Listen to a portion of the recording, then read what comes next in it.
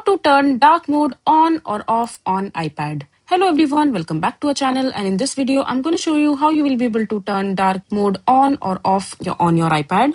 So first of all, just simply open the settings in your iPad, and after that on the left hand side menu you will be able to see a bunch of different options. Just simply scroll down and click on the option which says display and brightness, and over here under the appearance section you have two options, light and dark. So you can go ahead and select dark mode or light mode as per your choice, which will stay permanently on your iPad screen. But if you want to make it automatic, for example, during the daytime, your iPad will have light mode on, and during the evening or the night time, you will have automatically dark mode on in your iPad. So if you want to do that, you can click on the automatic section.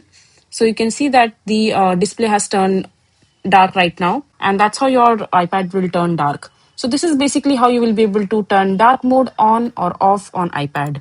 I hope you find this video to be helpful.